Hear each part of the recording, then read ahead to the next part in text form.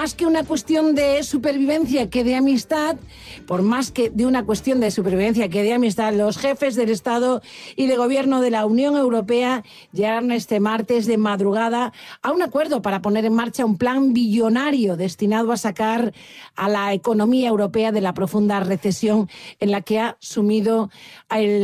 nos ha sumido el coronavirus. Un plan que se basa en dos pilares: el presupuesto plurianual para el periodo 2021-2027, que estaría dotado con 1.074 billones con B de euros, y un fondo de recuperación que contará con 75.000 millones de euros para conceder ayudas a los 27 entre el 21 y el año 2023. Pero ¿cuántos de estos fondos vienen a Galicia?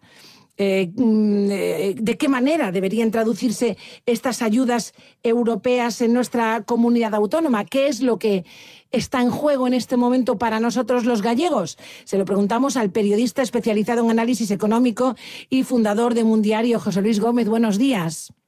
Hola, buenos días. Bueno, dices en tu artículo en Mundiario que por debajo de 7.000 millones de euros sería un fracaso para Galicia. ¿Cuántos de estos fondos crees que van a llegar? Vamos a ver, el fondo europeo no está concebido para una distribución territorial dentro de cada estado. Lo está para una distribución previa por estados, Francia, Alemania, España, etcétera, pero no en, digamos, las comunidades que componen el estado. Esto hay que constatarlo como premisa. Ahora bien, dicho eso, sí se pueden medir los efectos territoriales que van a tener estos fondos. Lo explico de manera sencilla. Cataluña, el País Vasco, van a tener con toda seguridad un buen encaje de estos fondos porque tienen motores económicos muy potentes. ¿Dónde va a estar la clave, a diferencia de otras cosas que vimos con fondos estructurales cuando España se integró en la entonces llamada Comunidad Económica Europea? Antes los fondos venían a las administraciones y las administraciones, ya fuesen locales, autonómicas o estatales, actuaban de modo coordinado y se activaron muchas infraestructuras. Las grandes infraestructuras que tiene hoy Galicia son debidas a los fondos, básicamente a los fondos europeos, y muchos de los paseos marítimos que hay por Galicia adelante también. Sin ir más lejos el nuestro, ¿no? El de A Coruña. El de A Coruña. Pero no estamos ahora en un escenario en el que vayamos a hacer infraestructuras, ya sea carreteras o paseos marítimos, sino que estamos en un escenario en el que ni las administraciones públicas van a decidirlo todo, ni se van a hacer solo infraestructuras. Lo que se va a hacer básicamente es modernizar la economía. Y para que se modernice la economía tiene que haber iniciativa privada. Es decir, los fondos que van a llegar, en principio, se supone, y así debe ser, que van a ser todavía mucho mayores cuando se integren las aportaciones inversoras que van a hacer las compañías que promuevan grandes proyectos. ¿Qué puede suceder en Galicia y en concreto en el área metropolitana de A Coruña en relación con la pregunta que tú planteas? ¿Por qué yo sostengo que si en Galicia no se movilizan al menos 7.000 millones de euros, sería un fracaso? Porque 7.000 millones de euros es la cantidad que equivale al 5% de los recursos que van a venir de Europa. Si la economía gallega representa el 5% aproximadamente de lo que es la economía española, todo lo que sea por debajo de esa cifra nos haría perder competitividad con respecto a otras comunidades autónomas. Claro. Por tanto, si Galicia es proactiva, es decir, si la... Creo que hemos perdido comunicación con José Luis Gómez. Vamos a intentar recuperar esa conexión, porque sí, efectivamente, Gómez ya no está ahí, es la 1:30 y 17 minutos, y nos interesa pues conocer este tema. Es noticia, como decimos, de las últimas horas. Ha costado mucho lograr poner de acuerdo a los jefes de Estado y de Gobierno de la Unión Europea. Muchísimas horas, tras largas horas, varios días de conversaciones, de pactos, pues de tiras y afloja. Finalmente pues han logrado llegar a un acuerdo, que es lo que en política pedimos todos a nuestros responsables políticos. Gómez, ¿sigues ahí ahora? Sí, sigo, sí. Decía que va a depender de la capacidad de Galicia a la hora de promover proyectos y de encajar esos proyectos en las líneas que define el acuerdo del Consejo Europeo.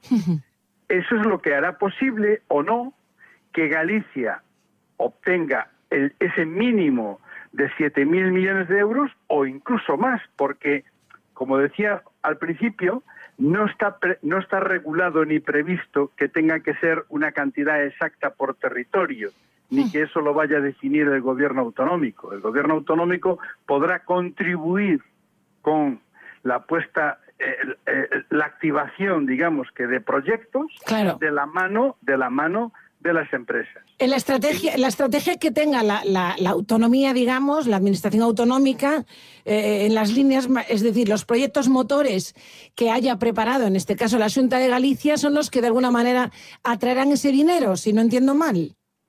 Sí, pero no solo la Xunta, es decir, que aquí la iniciativa privada puede ir por delante. Es decir, el gran fondo, que en el argot comunitario se llama Instrumento para la Recuperación y la Resiliencia de Europa, ahí caben muchas iniciativas que van a valorar en la Comisión Europea, que es el primer organismo que va a cribar, digamos, que lo que España presente, ¿no? Aunque después sea el Consejo el que se reserva la oportunidad de decir esto sí y esto no. Bueno, pues van a privar cosas que van a tener que ver con la economía verde, claro, cosas que van a tener que ver con la ciencia, cosas que van a tener que ver pues con inversiones en determinados sectores que van a ser susceptibles especialmente de este tipo de promociones. El área metropolitana de A Coruña tiene una gran ventaja en el contexto de Galicia, y es que tanto por PIB como por valor añadido bruto, A Coruña es motor económico claramente en Galicia, ¿no? Aquí están las empresas que están llamadas a ser beneficiarias de estos fondos y a coparticipar en estos proyectos. Por tanto, yo creo que desde A Coruña se puede ser razonablemente optimista a la hora de que las empresas sean muy proactivas, entre otras cosas porque aquí hay motores económicos muy importantes, empezando por Inditex, pero no solo Inditex, sino la gran cantidad de compañías que son proveedores de Inditex, que a su vez se han internacionalizado gracias a acompañar a Inditex por el mundo, pueden ser compañías que salgan muy beneficiadas de esta nueva política. Efectivamente, hay otros sectores. Inditex, pues en torno a ella tiene un montón de empresas satélite que lógicamente se han internacionalizado, pero tú también hablabas de que empresas, o no sé, el sector sanitario también podría, digamos, salir beneficiado, o podría ser otro de esos que sufra un buen impulso, a través de los fondos que vienen de este plan. Bueno, claro, es que la sanidad tiene una partida específica y aparte de eso la sanidad puede ser objeto, digamos que del programa más común, más central. El gran programa principal prácticamente absorbe el total del fondo. Es decir, estamos hablando de movilizar 750.000 millones de la UE y el principal instrumento acapara 672.000 millones. Pero hay programas específicos también para la sanidad, del mismo modo que los hay para la economía verde.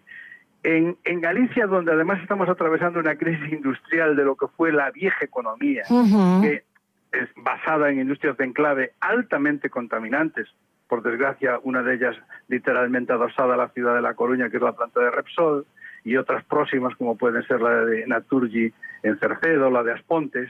Este tipo de industrias tienen muy poco futuro ninguno. Por tanto, el nuevo modelo económico, que se va a basar en la economía verde, va a tener mucho que ver con la ejecución y el desarrollo de este plan europeo.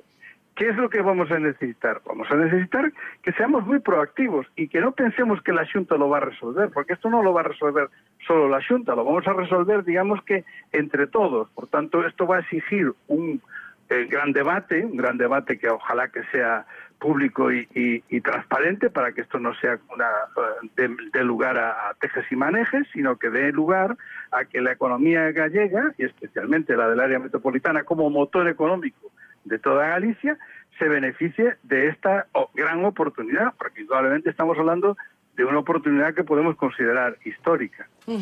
Bueno, sabemos que hace muy poco economistas de referencia como Manolo Lago o como Laxe han colaborado con la Xunta en algún proyecto motor de cara a futuro. Pues en este momento en el que estamos, es cierto que hay que replantearse pues la economía, la industria, etcétera, etcétera. De alguna manera podía servir como modelo, ¿no? Para atraer dinero que pueda financiar, atraer fondos para que puedan financiar pues este tipo de proyectos que ellos han diseñado. Yo creo que lo que hizo la Xunta al dotarse digamos que de un comité de expertos que estaba formado tanto por académicos como por empresarios de referencia en Galicia, estuvo bien. Creo que fue un ejercicio muy interesante. Ahí tuvo un papel muy importante el Foro Económico de Galicia, en la medida, no como tal, pero en la medida en que en ese foro estaban representados empresarios del foro y estaban también académicos del foro, pues digamos que esas ideas fueron aprovechadas por la Xunta. Pero yo creo que cabe hablar de una segunda vuelta en ese proceso, porque cuando se hicieron esas reuniones no sabíamos lo que iba a dar de sí el Consejo Europeo. Y el Consejo Europeo ha dado mucho de sí. Por tanto, esa base, ese foro que creó la Xunta de debate, de medidas, yo creo que tiene que tener segunda vuelta para adaptar, digamos que sus contenidos a esta nueva situación. Y eso además daría pie a que se pudiera cumplir lo que yo proponía al principio, y es que esto exige un trabajo mixto entre el sector público y el sector privado, muy importante, que deben ir de la mano y que deben ir sobre seguro, porque además no tenemos un tiempo ilimitado. Hay que pensar que el 70% de estos fondos van a concederse en los años 21 y 22. Es decir, que hay que trabajar muy rápido, hay que trabajar muy intensamente, hay que hacer muy bien los proyectos y hay que conseguir que sean proyectos viables. Por tanto, el trabajo que queda ahora pendiente a nivel autonómico y entre nuestros principales empresarios es un gran trabajo y una gran oportunidad. Por otra parte tenemos, José Luis Gómez, ahí la ciudad de las TIC en marcha, que también necesitará de financiación, y ahí sí que estamos hablando de proyectos de futuro, de industria de futuro, ¿no?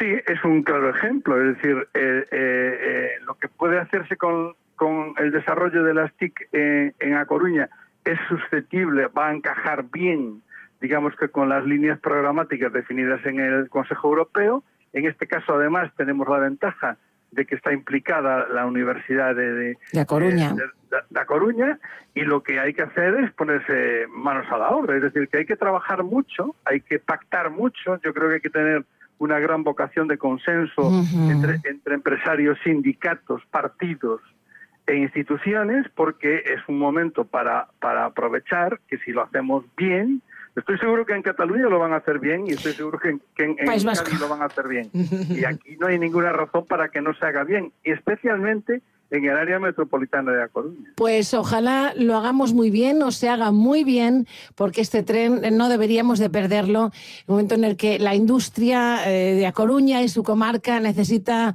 bueno, pues una refundación, una renovación, necesita un apoyo importante. José Luis Gómez, muchísimas gracias por acompañarnos.